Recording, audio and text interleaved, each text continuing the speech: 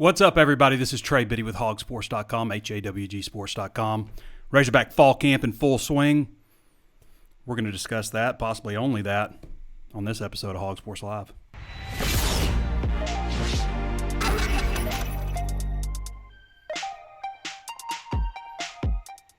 And before we get started, of course, I want to remind you there's plenty of ways to watch and listen. You can always tune in on Facebook Live. If you haven't followed the page, be sure to do so. Join the 80,000 plus who have already decided to do that. Also available on YouTube. Throw us a like or a thumbs up on both those channels on the YouTube. Be sure to hit the notifications bell so you're alerted anytime we upload new videos.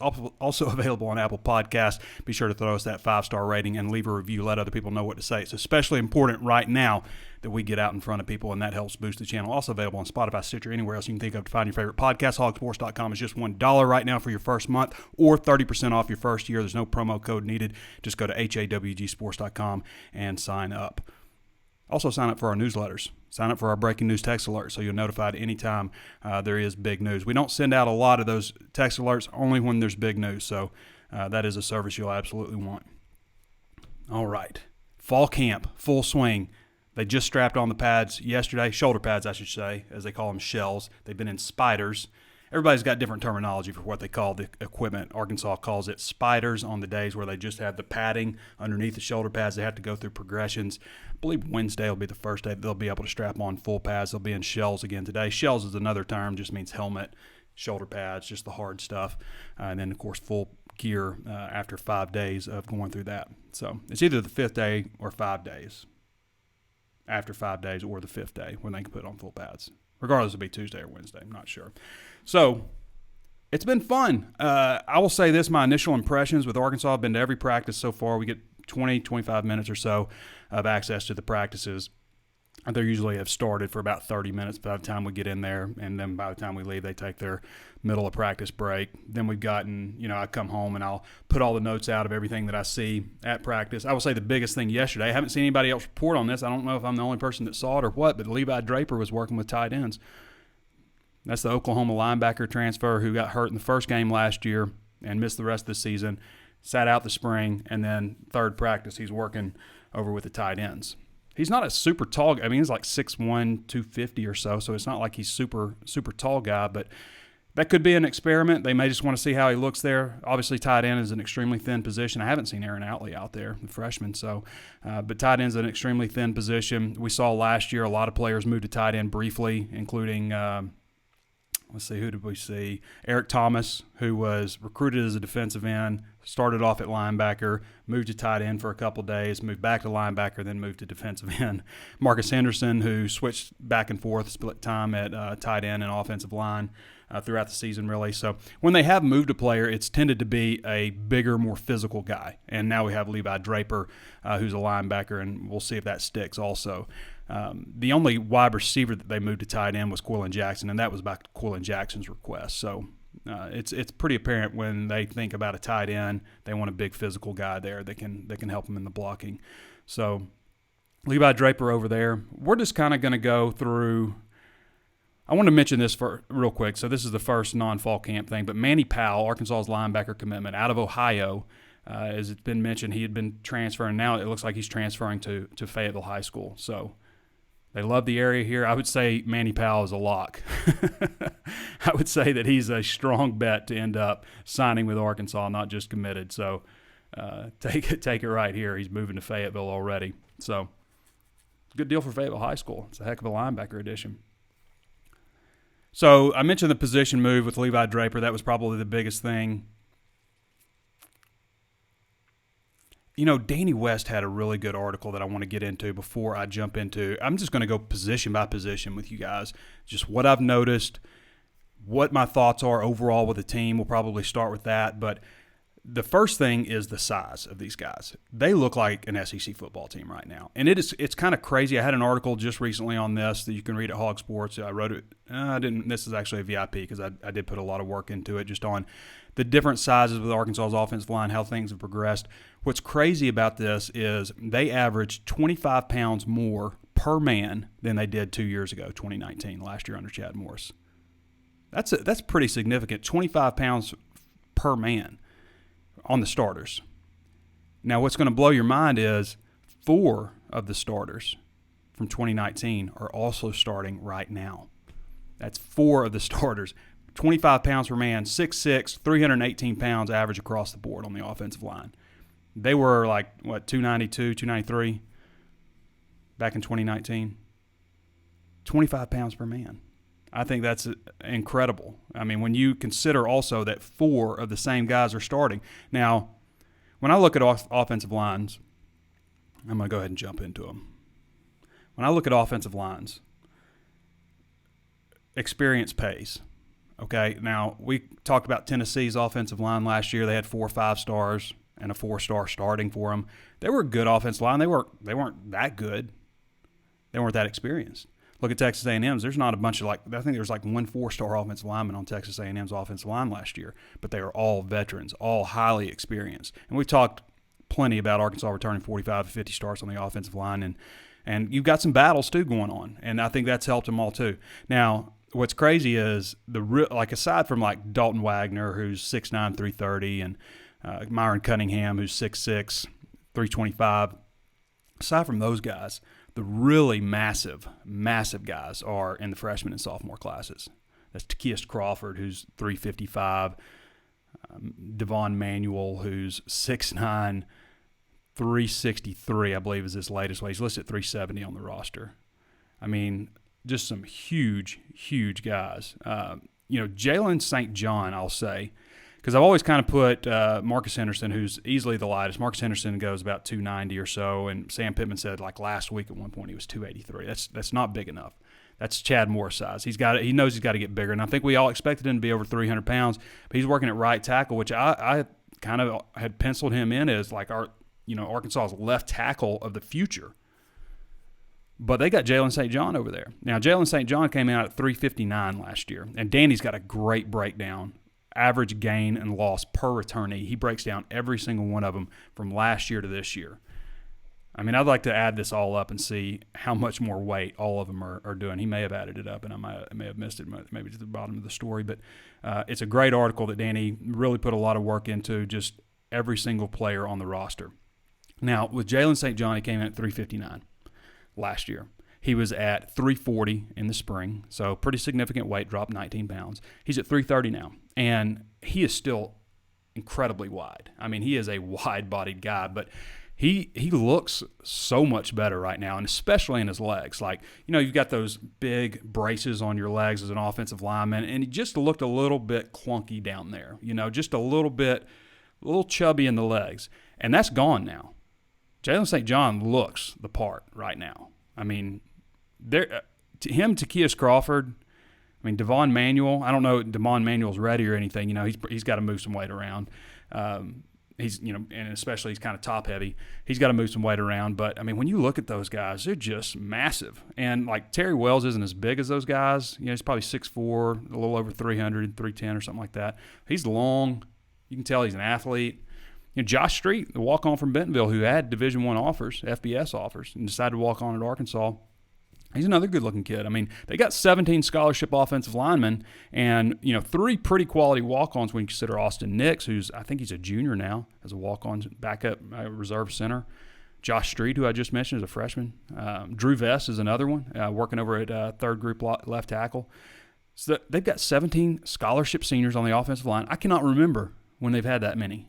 Even back to Sam Pittman. I can't remember before that when they've had 17 scholarship offensive linemen.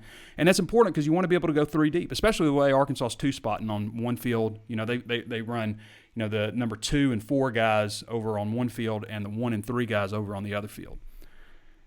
So it's nice to be able to have at least 15 healthy scholarship offensive linemen, and 17 that, in case a couple guys get dinged up. And you've got then a couple of, solid walk-on. That's a pretty solid group in terms of the numbers. And they've got a lot of experience. I think there are reasons to be encouraged with the offensive line. Now, I've said before, they'll run into some buzzsaws. They'll run into Georgia and possibly Texas, Alabama. They'll run into some of these teams in the SEC with some really, really great, stout defensive linemen. And they'll lose out on that battle most of the time.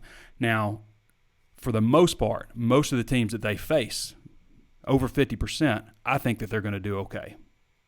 Just based on what I've seen so far, what I know of offensive lines and what works with offensive line. And I'll say this about Cody Kennedy, new offensive line coach, was coaching tight ends in the spring.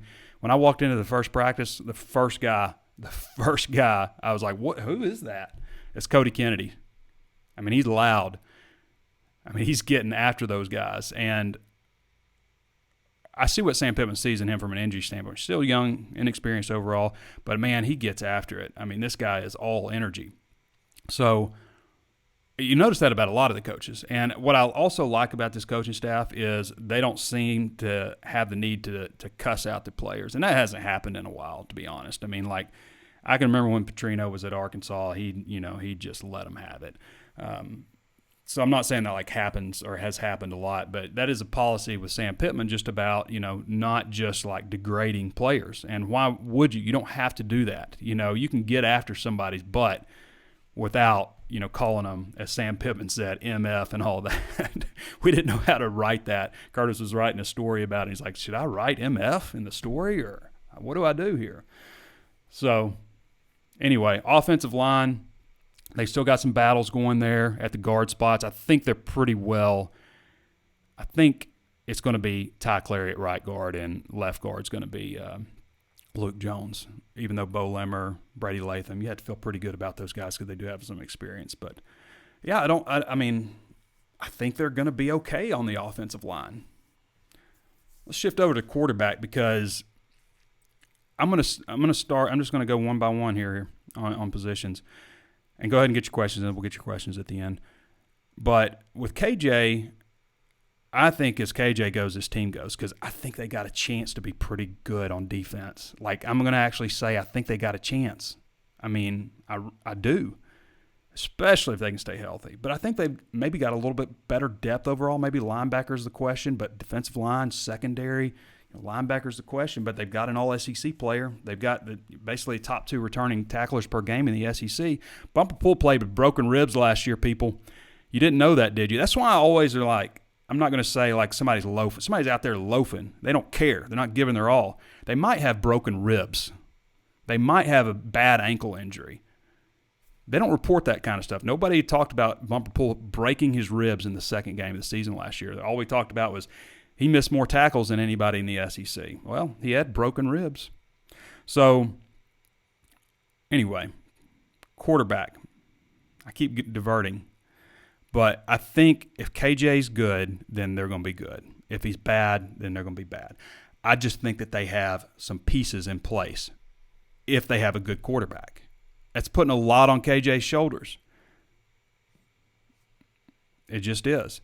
I thought Landon Rogers looks like a quarterback. He looks a little more quarterback than I thought. He's kind of taller and leaner than I thought he was going to be, like one of those guys that's like 6'3", but all is 6'3". There's a lot of guys say they're 6'3". But, kind of an over-the-top throwing motion. But, what I've noticed in these individual drills is KJ doesn't throw as much like when they're doing one-on-one stuff. I think they save him for later on. There has been some reports that he's not throwing because he's got a shoulder issue, and from what I know now, that's not true. KJ's good to go and healthy. So, but he hasn't thrown as much on those one-on-one drills. So those have been fun to watch. That's kind of been like the highlight of our I always like go around and look at the newcomers and stuff, and we've got tons of video. You can go to HawgSports and check out our videos, both press conference and practice footage. In the process, I haven't checked on it, but I'm uploading 130 photos that I took from yesterday. Like we do, like when we talk about fall camp at HawgSports, we go above and beyond, like just ridiculous. Like who's uploading 130 photos each day of practice? Putting up 5 minutes worth of practice footage out of a 20-minute segment to watch, and just like I say, we always overanalyze everything. And I put most of our stuff, like my observation stuff like that, is going to be a VIP stuff. So you want to subscribe right now is a great time. $1 right now, you can get all your fall camp coverage. So just overall with quarterbacks, I would say Malik Hornsby has not had a great start. From what reports had been, like he had 5 interceptions that first day. That's not a great start to camp. A couple of those are batted up in the air. I know Bumper Pool got a couple of them. I think Malik Chavis got one of those also. But, with Malik, again, we always said, he's a guy that is going to scare people with his feet. So when he's live bullets, and people are like fearing for their life that he could take off because he'll be 15 yards downfield before you even know it. Like he's that and just glides. I mean, just like he's also, deceiving with his speed because he is so fast. So once that takes place, once people are like, oh my gosh, this guy, he could house it on us at any second, I think that'll really open things up for him in the passing game. But did not have a great start just throwing the ball. But that's not his game. He's not going to be just a guy that just sits back there in the pocket. I don't, at least not right now. Running back, boy, A.J. Green, Raheem Sanders, those guys look the part. And we didn't even see, like Raheem's, it's again, like Raheem Sanders had an ankle injury in the spring. Did you know that? I didn't. We didn't really see the Raheem Sanders. I like that guy, 6'2", 225. And I also think that A.J. Green is like bigger than I thought he was going to be, especially thighs. Guy's got some thighs on him. Love to see that with a running back. He's got drive and power. I mean, for a guy that we've talked about, like, why is he a 4-star? Well, he has a personal best of 10.38 seconds in the 100-meter dash to start. But on top of that, he's actually put together pretty well. 5'11", 200 pounds, so he's not a massive back. He'll be like 5'11", 210-ish, I think, before all said and done with him. But, I mean, both those guys look pretty good. Traylon Smith has looked good. T.J. Hammonds, I thought, has looked pretty good. Dominic Johnson might be a sleeper. Dominic Johnson might surprise people. He's actually down 5 pounds to 235. The other guys, Hammonds, Traylon Smith, about 5 pounds, 3 pounds, 5 pounds up from last year. Josh Oglesby, kind of a wild card there, being 175 pounds, specialty guy maybe. But the guys that really intrigue, I think, are the bigger. I mean, to have the size and speed that you need, like in the SEC, you got to have both. But the thing I love about Traylon Smith is kind of what Sam Pittman said. It's kind of what past coaches have said about him, is like he is just dedicated. All he wants to talk about is football. He loves it, and that's important. 190 pounds, so not massive, but there'll be opportunities for a lot of guys. Wide receivers, obviously Traylon Burks. The thing that I like that I hear from other players about Burks is that he has really started to polish up his route running. He's dropped down. He's about 225 now, so he's dropped a little bit of weight.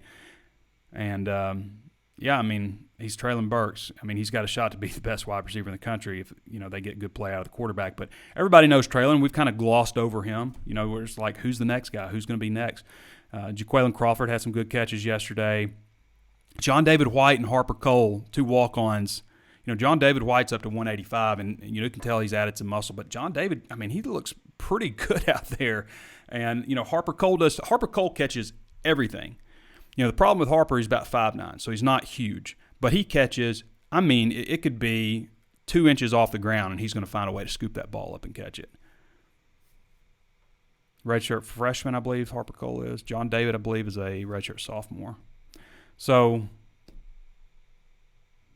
Trey Knox, Warren Thompson, that's a guy that we haven't talked about a whole lot, former 4-star recruit from Florida State who transferred in. Didn't have any video of him really, so they recruited him off his high school film. Didn't feel comfortable offering him scholarships to come in, earn a scholarship.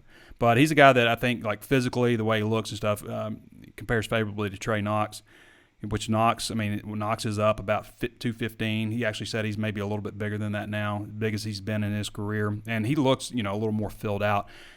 But Knox has to play like a big wide receiver, and I love that they're talking to him about that because that's what he is. It shouldn't be a 50-50 ball. It needs to be an 80-20 ball. So who's going to step up there? De'Vion Warren still got the brace. They're still, kind of limiting him. They'll go hard one day with him and then, take it easy on him the second day, but he's still got a brace on his left knee.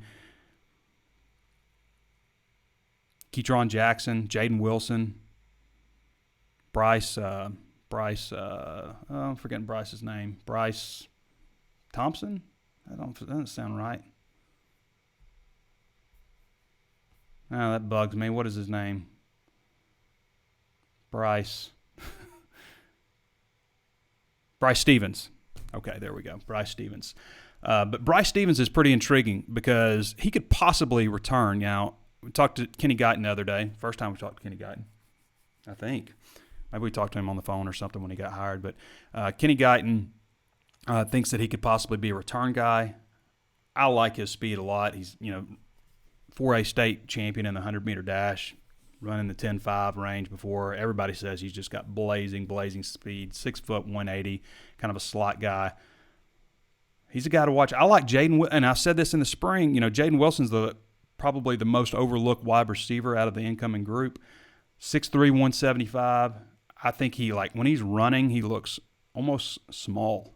I mean, he's pretty quick, and they've been praising his route running ability. The thing is, when the ball gets there, be 6'3" again, be a big target. But he surprised me a little bit. Because I've seen a lot of guys, like wide receivers, come in, his size, his recruit ranking, and they just kind of come in and slip away. I think he might have a chance. We talked about running backs, wide receivers, quarterbacks, tight ends. I mentioned Levi Draper's over there. Hudson Henry looks good. He's up to 255. Got Blake Kern over there, of course, returning. So you got those two guys. You need to stay healthy at tight end. Got to stay healthy there. You can't have Hudson Henry missing half the season again because of an injury. They've got to have him this year. Now, we talked about who's going to step up wide receiver there because you lost Mike Woods. How about Hudson Henry? That would be great. I mean, he can be a real weapon in the passing game. What's your best friend as a new quarterback? A good tight end. Could be a good year for Hudson. I mean, we've already talked about the offensive line there, but they are, I mean, it's nice to see that they are just some huge dudes out there suddenly. I mean, they really are. And some guys that might push and compete. I mean, I could see possibly Takias Crawford. I could see him maybe pushing a little bit. Y'all want to flip it over to defensive line, talking about big? Good Lord. John Ridgeway, 6'6", 320. I mean, from a combination of height and weight, he might be the biggest defensive tackle that I can remember covering at Arkansas. He's a big, big dude. Gets off the ball quick. It's something all the linebackers been talking about. It's like, wow, this, they're looking at him. He's right in front of them. This guy gets off the ball quick. It's a good trait. Big and quick. I mean, I don't know how it's going to shake out. Markel Utze, I mean, he's a guy with SEC starting experience at Missouri. Actually played a little more defensive end in their three-man front. Trey Williams, a defensive end, starting experience at Missouri. Now, I've said Zach Williams is the best-looking defensive end on the team, but I got to retract that. And Zach, good-looking defensive end. Like, you can tell, like, his hamstrings almost have, like, bicep muscles on him. He really filled out in the offseason, especially the winter cycle. And he's up to about 260 now after playing, probably under 240 last year and probably coming in at 220. So, to me, Trey Williams is the best-looking end on the team now. He's probably 6'5", 255, 260. But you can tell, like, his arms, to me, like, Zach Williams will look like Trey Williams maybe in about another year. No relation. But, I mean, he's just really filled out. He looks the part. So, I mean, on the interior, Ridgeway, Isaiah Nichols, who started 7 games for him last year. Eric Gregory, I mean, he's probably more of a defensive tackle in a 4-man front and defensive end and a 3-man. But Eric Gregory is going to start for him, I think. I think he is going to start one way or another. And I think that people might be sleeping on him a little bit. He's another guy that started, 7 games last year. So, Gregory, Nichols, Utze, Ridgeway. We haven't talked about Torian Carter, who had a really good spring. I mean, there are some possibilities there. And if you're looking in the younger class, Cameron Ball reminds me a lot of Briston Guidry. Now, Briston, his problem was he couldn't stay healthy. I mean, he came on campus and immediately had knee surgery and just couldn't get his knee, just couldn't get it right and ended up having to retire early. But Cameron Ball I think Arkansas might have stolen one out of Georgia with him. I mean, he's 6'5", 310 pounds. Great-looking kid. At the ends, you got Dorian Gerald. We mentioned Gregory can play over there. Matteo Soli's up to 245. Zach Williams, 255, 260. Eric Thomas is another guy that can play. And, in fact, Jashad Stewart, who's up to 240 now, was 223 last year, so he's up 17 pounds. He's up to 240. That's about where Sam Pittman said he needs to get, 240, 250. So Stewart,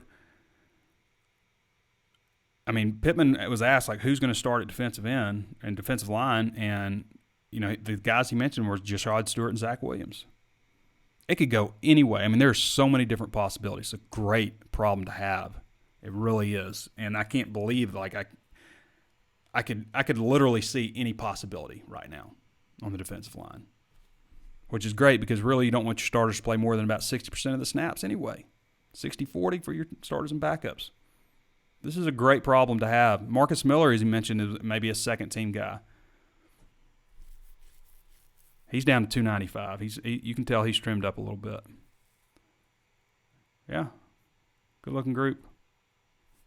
I mean, they didn't get to the quarterback at all last year. Got a new defensive line coach in Jamal Ashley. Maybe that'll change this year. I don't know why they can't get to the quarterback. I mean, they've certainly recruited well at the position. There's a lot of guys with starting experience and guys who are 4-star prospects.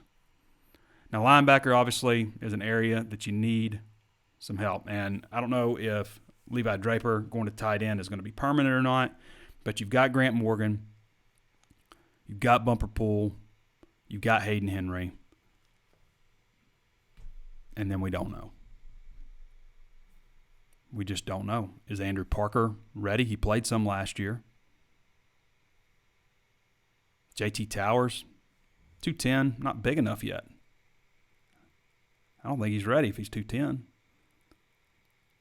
Kellen Burrell, 205. He ain't ready, not at 205. So I wonder about linebacker. You got Deion Edwards back, who's got some experience.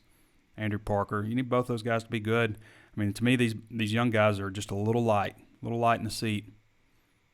Grant Morgan up to 235. What a leader. What a dude, man. Grant Morgan. This is Grant Morgan's team. This is Grant Morgan's team. I feel confident in saying that. I mean, I've said this before, okay? But when you take a program and you go from, the first year and then that second year, when you have players who start taking ownership of the team and leading from within, policing each other, and you don't just have to rely on the coaches, but you've got guys like Grant Morgan who are just taking complete ownership from within before any coach has to tell them something. That's when you go from like foundation building to flowering as a program. Got to have guys like Grant Morgan in your program. And I'm going to tell you this too, he's pretty distinct. When we talked about like leaders that this program has had in the past, Grant's pretty distinct. I mean, there's a group of guys, think about a guy like Trey Flowers, Martrell Spate, Grant Morgan, Tyler Wilson. There's not a lot of guys like Grant. Thought he did a great job at media days, by the way. Man, if they could copy Grant, if they could have two Grant Morgans, you'd feel real good about that linebacker group. Grant, Bumper, Hayden. Hayden's got to stay healthy for him. He's got it. Now, they've taken it easy on him all through the spring. Hope to get his shoulder back. But man, if he can stay healthy. Bumper Pool can play like a guy without broken ribs. They could be okay. They just got to stay healthy there. That's the area. Tight end, linebacker. Got to stay healthy there. Defensive backs. Monteric Brown, I think, maybe one of the more underrated players in the entire SEC, if not the country. Greg Brooks Jr. probably too. Greg Brooks Jr., I slept on him hard last year. He's not big enough. He's not physical enough. He's getting beat in the pass game. He can't take on a block. But being up to about 185 pounds versus he probably was about 160 as a freshman. I thought he had a really, really solid year last year and a very underrated year. Very underrated. Nobody's talking about Greg Brooks. People tend to do that with nickelbacks for some reason, but I thought he took on blocks well. I thought he tackled well last year. I thought he covered well. It's a tough position. I mean, you can be like the conflict defender for a quarterback all the time. What you do determines what the whole play is sometimes at that nickel spot. The whole play on RPOs. So there's that. In addition to, you got to be able to cover a slot receiver who is ultra quick, and you got to be able to cover him. And sometimes, more and more this day and age, we're starting to see big guys like Traylon Burks. You got to cover a guy like that as a 5'11", 185-pounder. So it's a difficult position. And then the screen game. I mean, you are constantly locking arms. I mean, you're constantly locking up with guys, fighting off blockers. And also they're going to run at you. You got to be able to tackle. I mean, you got to be everything at that nickel spot. It is more and more becoming one of the more key. Like, it used to be like almost viewed as a slight to put a cornerback at nickel. Like, well, they're moving me to nickel. It's like the third guy, not a starting cornerback. Not anymore. That is a vitally important position. I mean, there used to be guys like, if you were like a 6'1", 210-pound guy, you were a tweener. Were you a linebacker? Were you a safety? Not big enough to be a linebacker, not fast enough to play safety.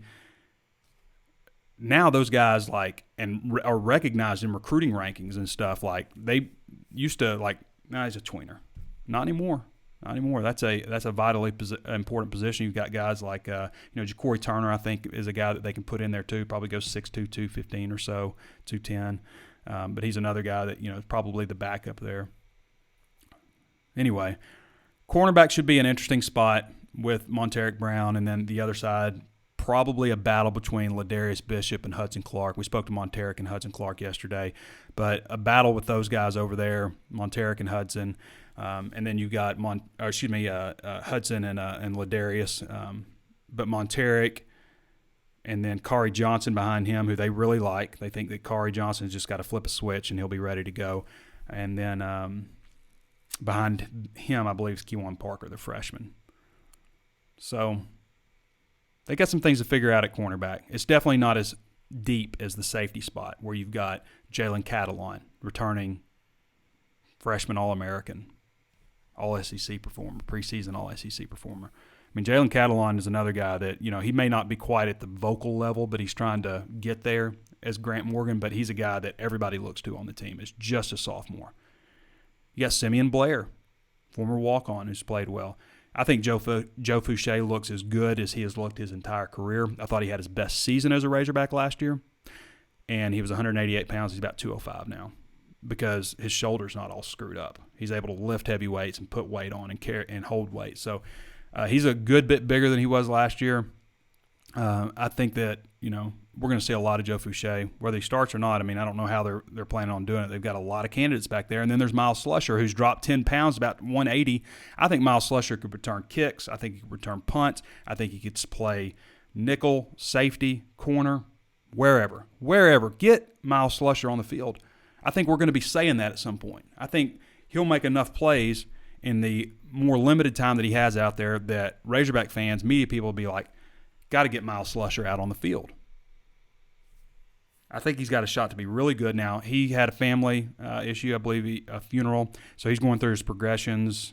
He was in a green jersey the other day, so he's kind of going through those progressions. Now, returns. We can't leave out, kicker. I watched a little bit of Cam Little and Matthew Phillips and stuff yesterday, but it's hard to tell anything. I mean, they're kicking off that, thing. There's, kicking field goals.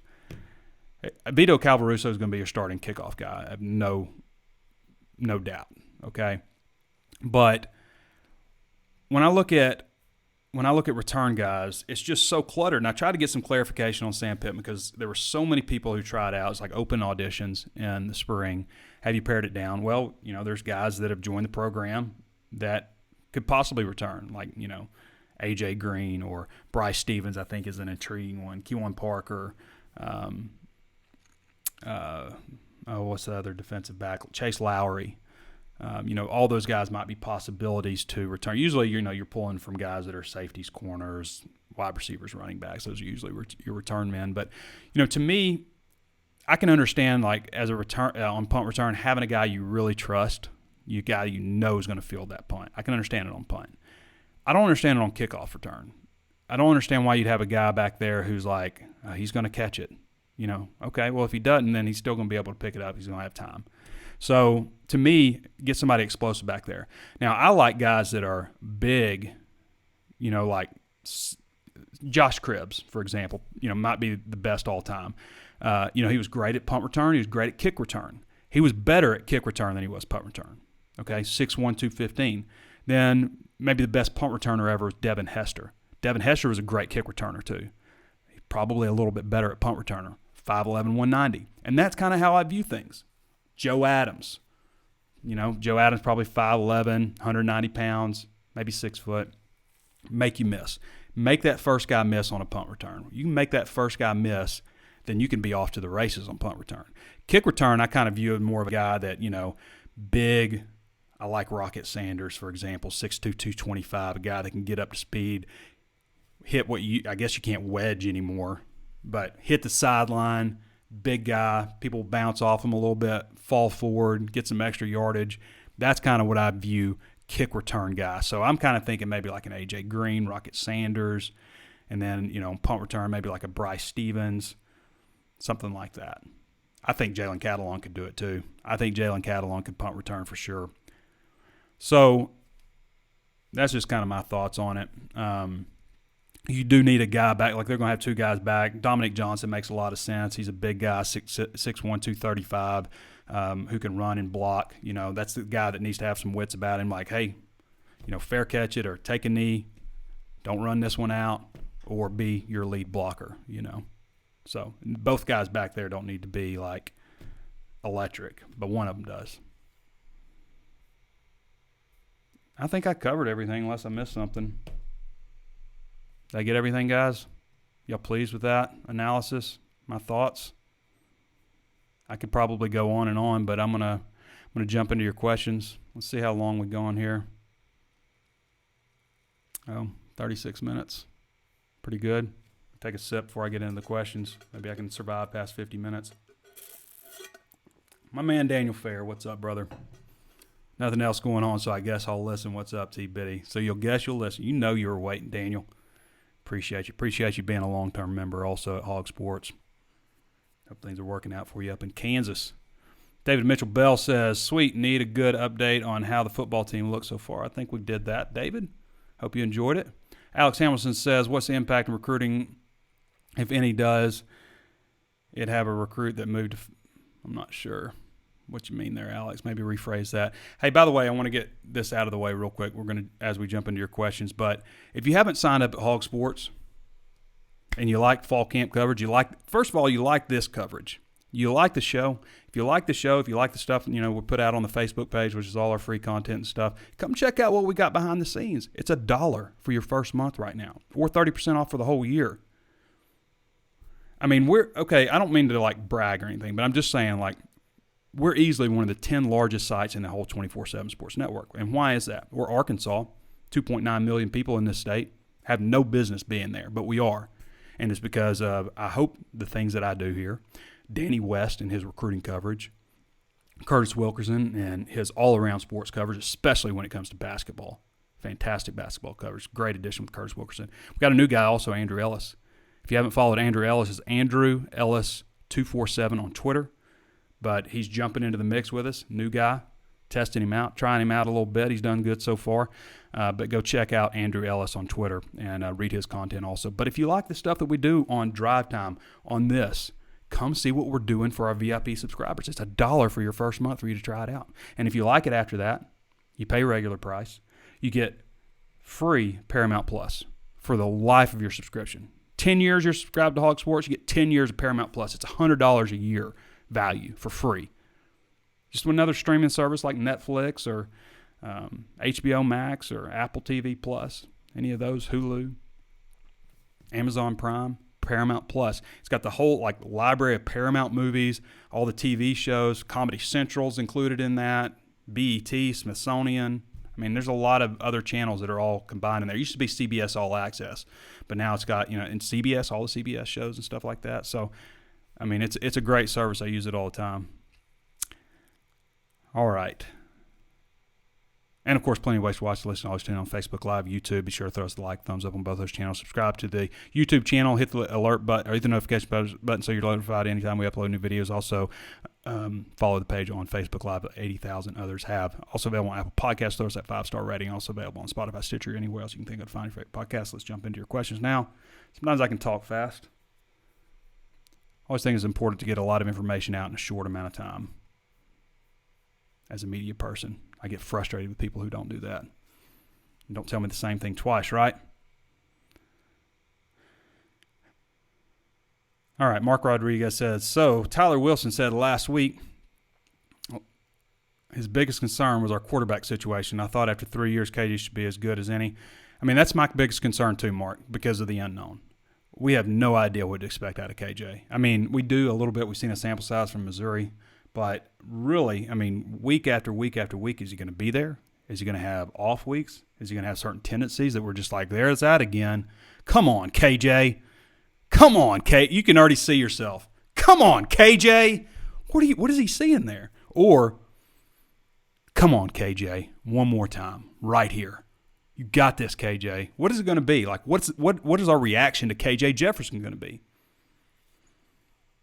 I like KJ. I think he looks like a man. I think he's different than any other quarterback in the country. I mean, he came in there with that T-shirt. Some people call it a wife beater. With that T-shirt. I mean, just kind of scowling down on all of us. He looks like he's about 260.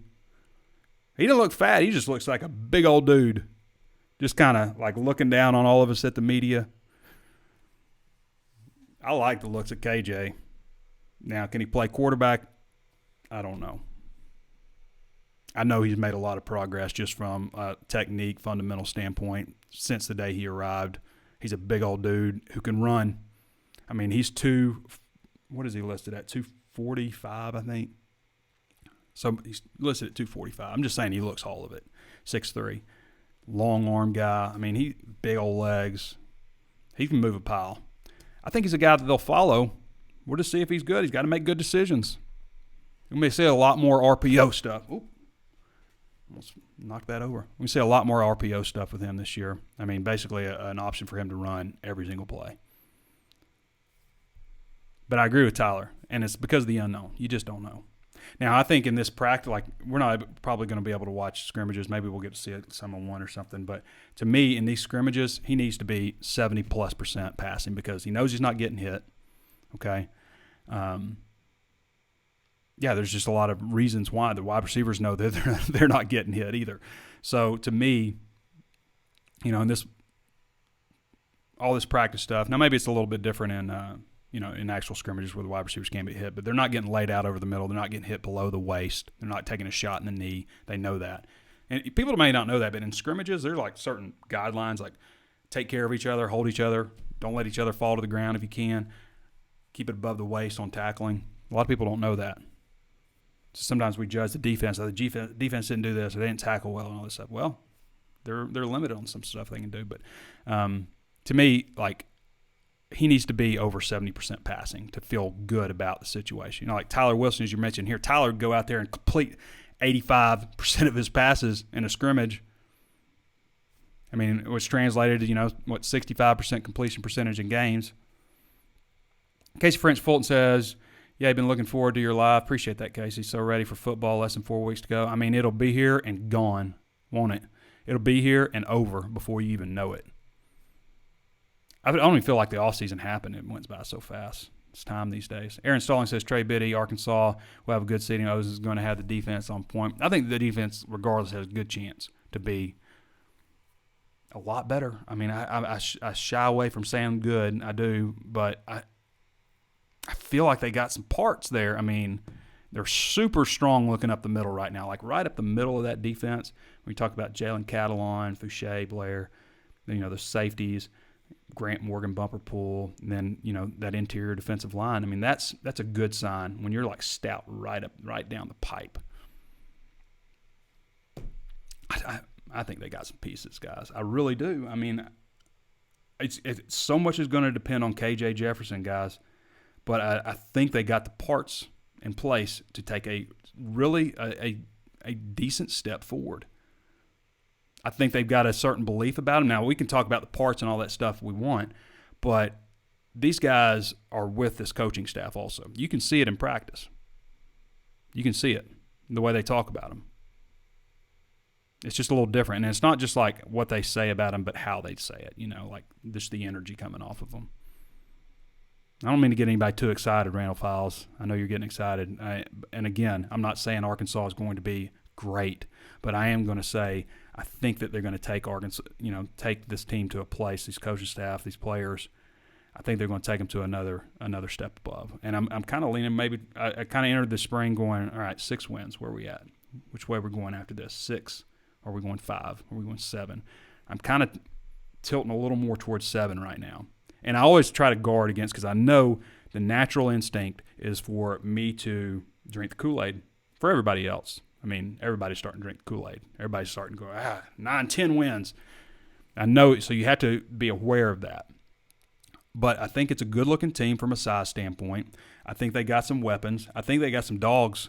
I think they have lacked that a little bit, if you know what I mean. Like just guys that will, just rip your heart out, guys that are just violent.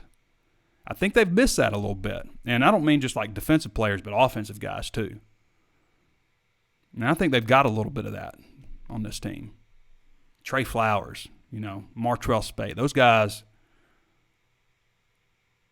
would take your lunch money and eat your lunch, as somebody said about KJ Jefferson. That's another guy. Just kind of has a little bit of a dog in him. You got to have it. You got to have it in anything. I mean, if you're going to be successful at anything, you got to have some dog in you. Arkansas hadn't had enough of those guys lately. Aaron Stalling says, we read our Aaron Randall Files. Nathan E. Allen says, hey, Trey, is Arkansas capable of ever winning a national championship, or is 10, 11 wins our limit? I would say if they go to a 12-team playoff, that gives Arkansas a better shot. I mean, it's hard for me to say, given the state of the program that they've been in, for me to ever say that they have a chance to win a national championship. But the stars align for programs. I mean, lately it's been the same teams. It's been Alabama, Clemson, Ohio State, Oklahoma been in the playoffs, It's rarely somebody else that's making that group. So from that standpoint, yeah, it'll be nice to see some other teams whenever that comes around. But I can't say that Arkansas is capable of winning a national championship right now. I hate to say that, but right now, until this program takes another significant step. But so much is in place here, guys. I mean, the one thing that's hard for Arkansas is the population base. I mean, there's not enough great athletes coming out of Arkansas for football. Basketball is another story, but there's not enough great athletes coming out of football in this state. So that's the one thing. People can say, well, Arkansas has a stigma. Every state in the Southeast has a stigma attached. People can say, they can say whatever they want. Arkansas has a strong brand. Arkansas has tremendous facilities. When I just look at, we're going to the Burrell Center, the new Burrell Center, and I look at some of the stuff, like the attention to detail, just how sleek everything looks, just how far things have come from a time 10, 15 years ago when I thought Arkansas, all they needed to do was close in the stadium and they'd be good. I mean, the Jerry and Gene Jones Student Athlete Success Center, I mean, they have got everything. Nobody's on TV, no coach is on there saying, hey, call the Hogs program, donate. We need a new training table. I mean, nobody's saying that anymore. There's nothing left. Aside from maybe one day they do like LSU did and make the lockers turn into beds. I mean, I remember when they didn't have – their lockers weren't worth a damn. The game day lockers and the practice lockers were the same. They've got state-of-the-art game day lockers, state-of-the-art practice lockers in separate different facilities. It used to be like all the freshmen changed in this locker, the walk-ons over in this locker, and then they had, the older players over here in this small, it's not even close, the facilities that they have here. What they have lacked largely is a strong recruiting base, and that can be overcome by winning, by getting the right coaches in here. And so much of it comes down to coaching people. I mean, people can talk all they want about, I saw this list about the best jobs in college football. Alabama, number one job. Yeah, well, Nick Saban's got the job. Ohio State. Georgia, number 2. Yeah, when Kirby Smart has a job. It's about the coach that's there now. People can say this is a great job and best job in college football. It's about the coach that's in the seat right now. One of the best jobs in college football is LSU. I mean, you got talent on talent, and you're the only school in that state. And when you really break down the qualities that LSU has in terms of having just athletes coming out of there, being right next to Houston, not having anybody else. The only school that can come into LSU's territory in Louisiana and take a guy out of there is Alabama. And that's because they got Nick Saban. Georgia is a great job. Who's Georgia competing with in the state? The only problem Georgia's got is everybody's dipping into Georgia. Everybody's dipping into that state. But they produce so much talent. But Georgia doesn't have Florida, Florida State, Miami in their state. They got Georgia Tech. They're not worried about Georgia Tech. That might have been a great rivalry one day, but it's an afterthought now. Georgia's not worried about Georgia Tech. They're taking who they want in Georgia for the most part, and if anybody's beating them, it's Florida, Alabama, Auburn. Auburn, I guess, count. Auburn, I should mention, Auburn's 2 hours away from Atlanta, an hour away from LaGrange. So maybe Auburn counts. But Arkansas is capable of more. I am going to say that. Like, I don't know that, again, I'm not going to ever talk about a national championship with Arkansas until they start taking steps in a different direction. Like, I'll start talking possibility of national championship with Arkansas basketball, not football yet. They've got one problem, and it's they're not 2.5 hours away from Dallas. They're 5.5. Mark Douglas says lineman maturity experience matters. You know your body and better at feeling your way into winning leverage battles. Yep. It's important to understand leverage. Isaac Riley says, I'm trying to hold back the excitement of Razorback sports and NCAA football game coming back soon. Derek Simpson says QB2 and QB3. I would say right now it's still Malik Hornsby. He's got to do a little bit better passing. And then Cade Renfro, Lucas Coley. Those two battling for number 3. Sam Kerr says, have you seen KJ run? How does he look to you from the little practice film I've seen? He looks accurate for sure. I think KJ is going to be really good for them in the run game. Not just like running and picking up yardage, but also buying time. I can imagine like a defensive back safety coming on, a blitz or something and, just hanging on him, trying to bring KJ down while he just sits there and still – finds his open receiver. So I think that could be a good aspect that KJ has. And I also think, 3rd and 1. 3rd and 1. KJ is going to get it, I think. So Rich Hegway says, hey, Trey from Costa Rica. Love your reporting. Trey Knox looks like a defensive end. Yeah, Knox has definitely added some weight. I mean, if they could get Knox going, that would be really big. But he's not been good since, and by the way, condolences, Trey Knox. He lost his dog. I hate that. Bear. On the first day of camp. I mean, that's awful. To an accident. But anyway, Trey Knox, man, if they can get him going. Him and Warren Thompson, two guys looks very similar. But he's not performed like the number 228 ranked overall prospect in the country, 4-star recruit like he was when they came in, since the 4th game of his freshman season. J.R. Wallace says, what are the chances Jackson making an impact on the passing game from the tight end position? What are his measurements since the move? Jackson. I mean, Ketron Jackson? I think Ketron has a chance to play. I mean, he's a good-looking kid. I like all 3 of those freshman wide receivers. Ketron may be a guy that could emerge there. You mean Draper? Draper's 6'1", 250. Brent Trebo says, Draper's still working at linebacker too. I only saw him at tight end. Jacob Kloster says, so you're saying KJ or no one, none of the other quarterback. Now, I wouldn't say no one because I do think Malik Hornsby can bring a totally different aspect to the quarterback position because of his speed. Now, I wonder about him as a passer. I don't like some of the things I saw in the spring game. I don't like that he threw 5 interceptions in that first practice. But, man, his speed is breathtaking. I mean, like, it's just like, oh.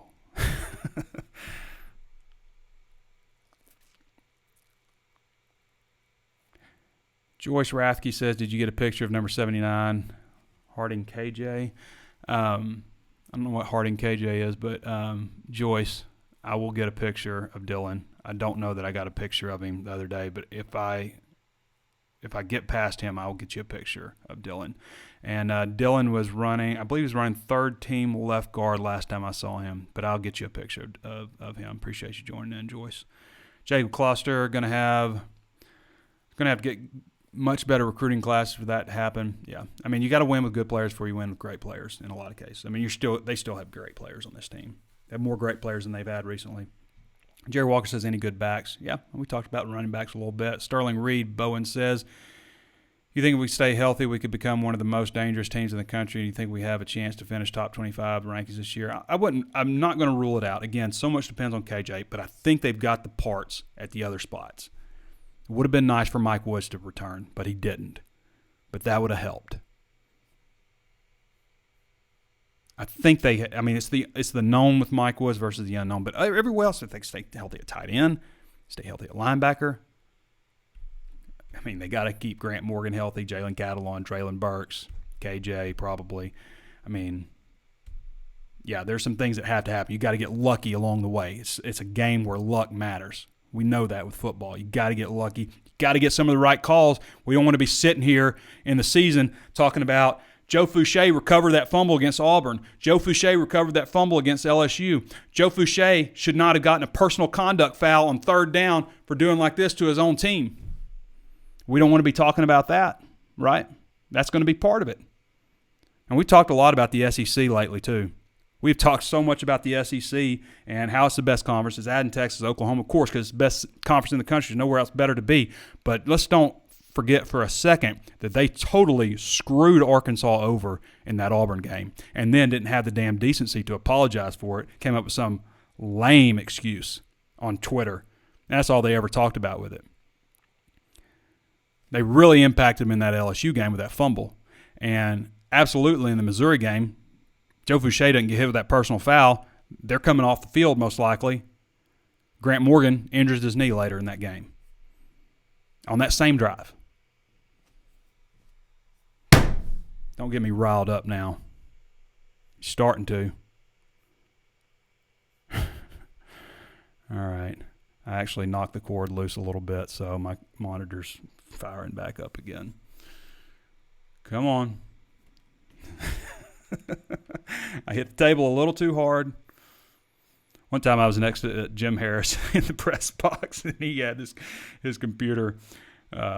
His computer wasn't going, and he just slammed it. And he killed it right there, right before the game starts.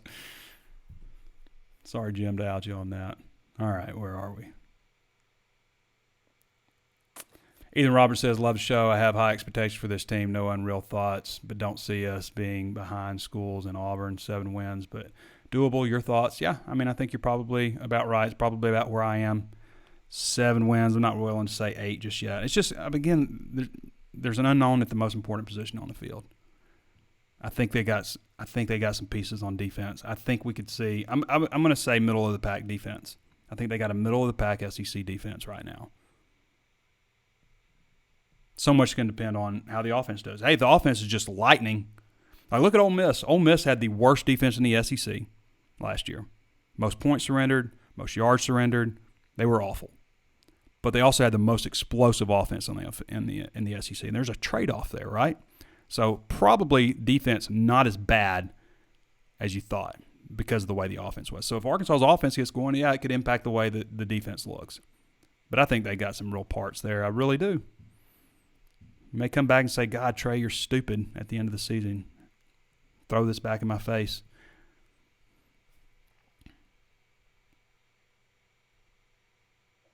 Sam Kerr says, agree, we swept the Mississippi schools last year and got picked behind them. How humorous the media treats our Hogs. Well, they got to go to Ole Miss. They got Mississippi State at home. Anytime you go on the road in the SEC, it's hard. All right, I'm going to skim through these here because we've gone almost an hour. Yeah, we're 58-41 in. So, do you know why Khalil Ware chose Oregon over Arkansas? I don't know that he was ever really going to come to Arkansas. So I think maybe he just wanted to get out of town, but I don't know. That's a good question for Curtis Wilkerson. You can ask with a VIP subscription over at HawgSports.com. I guarantee you he's fielding Khalil Ware questions right now. Maybe in the chat.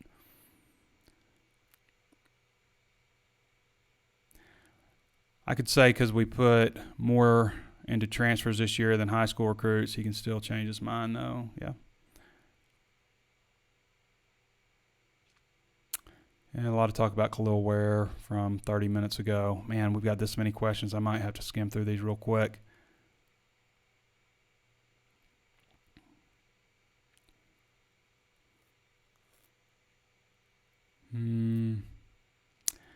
How's Christopher Paul look at linebackers? So the linebackers are all the way on the complete opposite side of the field. So while we have been able to move around this year, which has been nice, we have to go from the 15-yard line over to the goalpost. So basically like an L, and then 15-yard line to the other goalpost over there. So the linebackers are just all the way on the other side of the field.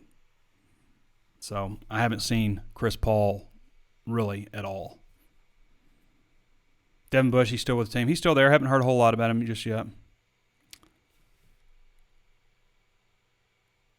Trey Biddy has a hot Jewish wife. My wife isn't Jewish. What are you talking about, Doug? My wife is not Jewish. Jordan Barnett, she is hot though. Jordan Barnett says, I'm of the opinion Hunter Yurachek is the best AD in the country. Possibly. I think he's done a good job. I don't think there's much to complain about. I wish he could have flexed his muscle a little bit, got that schedule a little bit better last year. I don't know, maybe it'll pay off down the road. Maybe there's some kind of trade-off for taking that.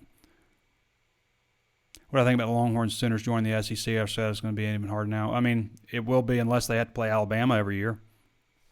I mean, that might be a trade-off. I think I'd rather play Texas or Oklahoma than Alabama. It's KJ's time to shine, and he will. Big quarterback with the arm, big body, he'll punish defenders. Hear nothing good things about Renfro at quarterback, serious candidate to play. I don't know, maybe. I mean, it's early to say, but I thought he looked pretty good in the spring. Thought he did some good things so far when I've seen him. What do you think Trey Knox will have to do to have a great season? Be a great possession receiver, catch those jump balls, make those 50-50 balls 80-20 as we were talking about. Kenny Guyton said that. It's not me. But, yeah, I mean, I think he's put in a really strong offseason. We'll see if it plays out.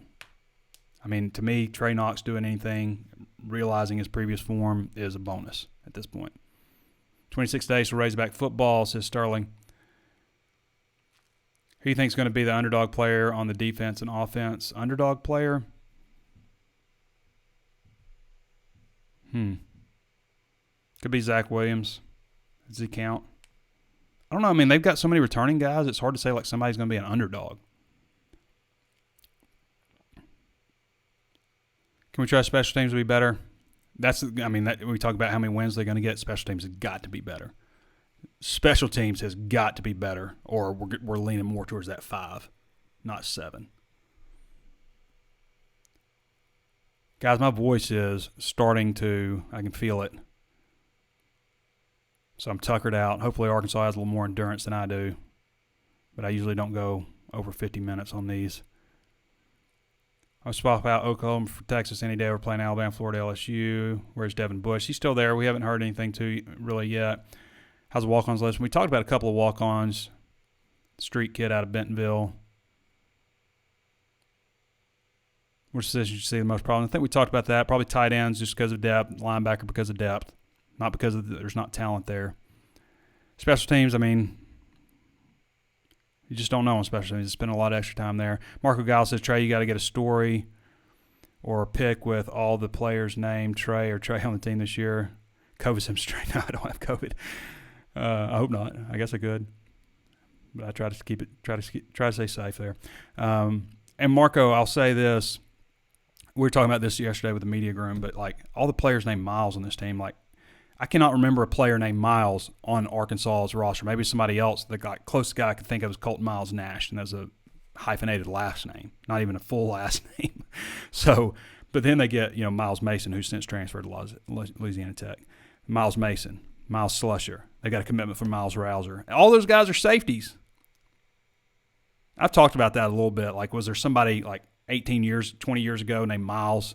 It was like, it was Darius Miles, the guy that like everybody loved or something. Like, why do all these guys name their kid Miles?